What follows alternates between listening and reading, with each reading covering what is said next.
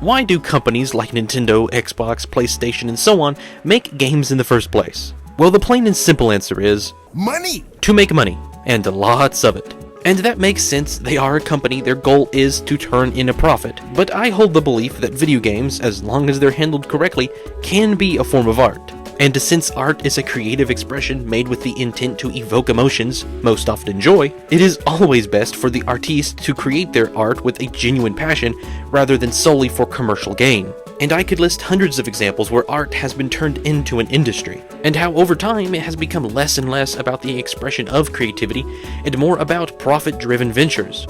Of course, there are always exceptions. You can probably fill the comments full of them. And I could keep going on about different art-based industries that have slowly gone downhill over the years, as they've become more focused on making money. But we're talking about video games today. So do they count as art? I really think it is up to you whether or not they do. If they do, they're probably the most recent art medium, unless content creation like YouTube videos count. Personally, I do count video games as art.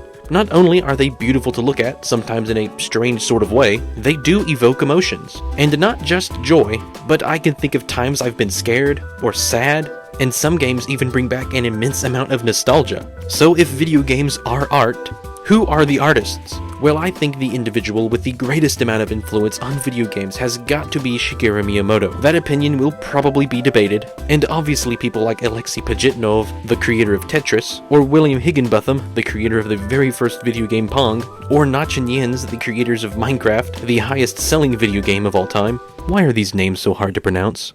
Have all had their influence. However, I would count Pong as more of a virtual toy. And Minecraft was made well after video games had already proven that they could be a form of art.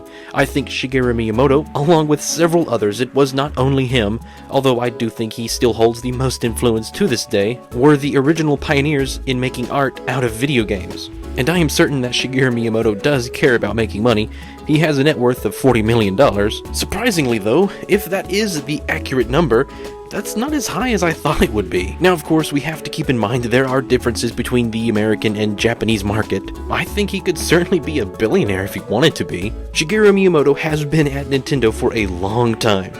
Ah, look at you, so young and happy.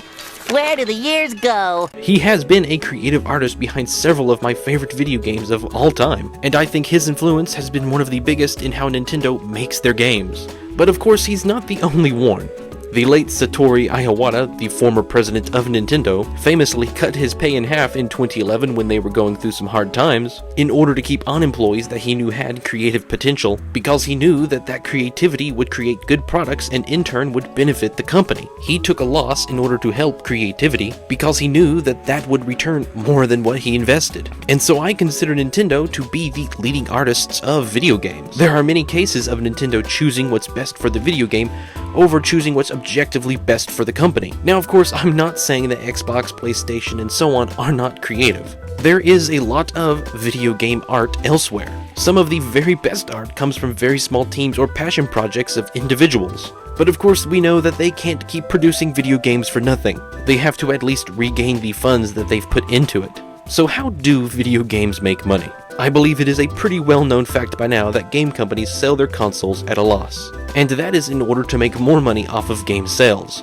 It has been estimated that it cost Nintendo $257 to make a Switch. So you may be thinking when they sell it to me for $300, they've made $50. And although that is true, this estimation may not be taking into account all of the manufacturing and shipping and warehouse fees, so they're either breaking dead even with the extra $50, or it's costing them a little bit extra. But since I was more tempted to buy the console at the lower price, and since in the back of my mind I'm thinking this was a good deal, I am more willing to spend additional money on games than what I would have originally spent on the console. So just by being able to get the console into people's hands, they will make more money. And even though the games themselves do cost money to develop, and the cartridges that they've chosen to put the games on aren't the cheapest things to produce, the high price tag modern games have, and the insane number of units they'll sell more than make up for it. And so I think this system balances itself out pretty nicely and allows games to continue to be art. However, like we've seen again and again, as time moves forward, companies become greedier and greedier, and they have figured out some less than ideal ways to continue to get more money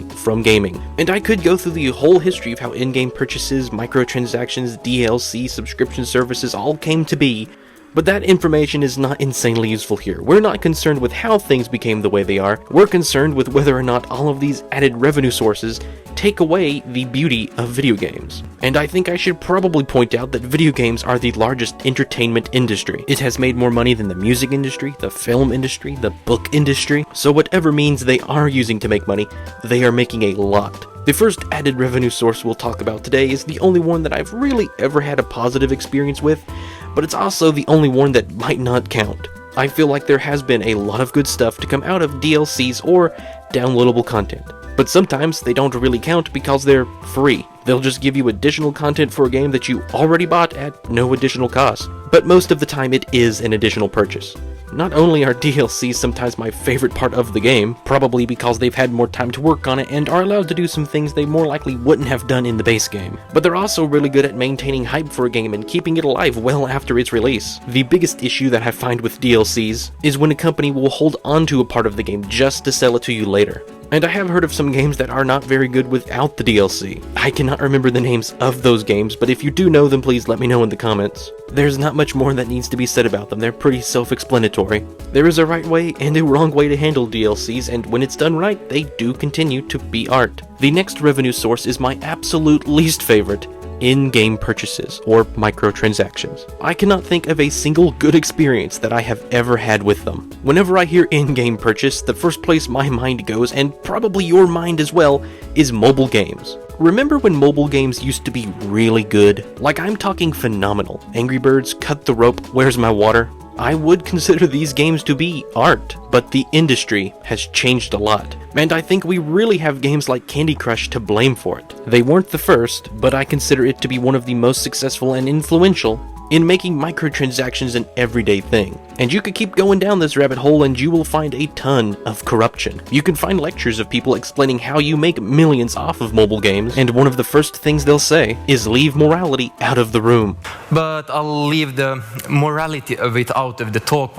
If anything is going to be responsible for the downfall of gaming, it's going to be in-game purchases. There is such a deep level of psychological manipulation going on here, but it all goes back to the principle of instant gratification, and there is a ton that I could go into about that. Video games need to be designed with a balance between risk versus reward. I went into a lot of depth on this in one of my Splatoon videos, which hopefully you've seen, but along with game design philosophy, I talked about how Splatoon does not have in-game purchases. Even though it has 7 different types of in-game currency, weapons, rewards, cosmetics, upgrades, a slot machine, everything you need to turn a game into a microtransaction playground, yet it doesn't. And because of that, I consider Splatoon to be one of the greatest pieces of video game art ever created. You can and probably will prove me wrong in the comments, but I just don't think anything good has ever come out of in-game purchases. They have completely soiled a form of gaming I used to consider to be one of the best. Soiled it! Soiled it! Soiled it! And not only have they completely taken over mobile gaming, they have acquired an insanely strong grasp on PC and console gaming now. One of the things that make it so much worse is the fact that it's almost always targeted towards children. And a lot of the time, the rewards that you buy are not even worth the money that you spent on them. This is where we get the term horse armor from, which is really one of the most important cases of in-game purchases. It has only gotten worse from here. Developers have found a way to give you hardly any content for a lot of money, and the tricks that they will deploy are diabolical. Loot boxes, which are one of the main ways of implementing in-game purchases, is just straight up gambling. So not only are we introducing children to it, people that are already gambling addicts are insanely easy targets, and they know it. Because games are either designed from the ground up to have them or are altered later to implement them, if a game has in-game purchases, I don't consider it art. There are of course times where they're not really a part of the game, like with some classic mobile games, but that is sadly just not the case nowadays. There's not much that needs to be said on the next type of revenue source. Everybody and their cousin is familiar with subscription services at this point. They are everywhere. Why, they're on every corner! Block after block! They're everywhere! And although they're mostly made for television and movies, there are a few gaming subscription services that I've paid for in the past, and I have a love-hate relationship with them. The good side is they're always much cheaper than buying everything that comes with them normally, so they're really good at trying out something that you don't know if you'll like or dislike in the first place. The bad side is they'll often include exclusive content that you cannot receive normally, and sometimes they'll lock a very important feature behind the paywall. The absolute biggest issue with the Nintendo Switch, besides maybe the Joy-Cons, is that you don't get online access for free, even for games that require it. Like I mentioned earlier, although Splatoon has no in-game purchases, Nintendo has figured out a way to continue to gain money from it. You can't even use the main part of the game unless you're actively paying for it. But the fact that such a crucial part of the game is locked behind a paywall that you don't just have to pay for once, but continuously, is straight up a scam. And they don't even use the money to ensure that the servers run smooth. I see at least one player get disconnected every single time. I don't mind paying a subscription for the virtual consoles, I still wish there was a way you could buy the games normally. And I like the fact that some games' DLCs are included. I hope Side Order gets added eventually. I'm not counting on it though. So this is the wrong way to handle subscriptions. And the thing that determines whether they're handled wrong or right is whether or not the company wants to take advantage of the player. Video games are becoming less and less of an art form and more of an industry. So how do we stop it? Well, the good thing is, it kind of stops itself. The moment video games become fully monetized is the moment a lot of people stop playing video games, me included. And if we stopped playing video games altogether, they would stop getting money. And besides a huge market crash and a world economy crisis, video games would cease to exist. And with them gone, video game monetization ceases to exist. But I really hope we don't have to reach that point in order for it to stop, and we could start pointing fingers at companies that are responsible for it. But that isn't going to get us anywhere either. My advice is just don't buy in-game purchases. Don't buy the obvious scams. If they didn't make money with this method, they wouldn't use it. I hope I've done an okay job of explaining to you how I feel about all of this. Let me know in the comments how you feel and if I got any details wrong.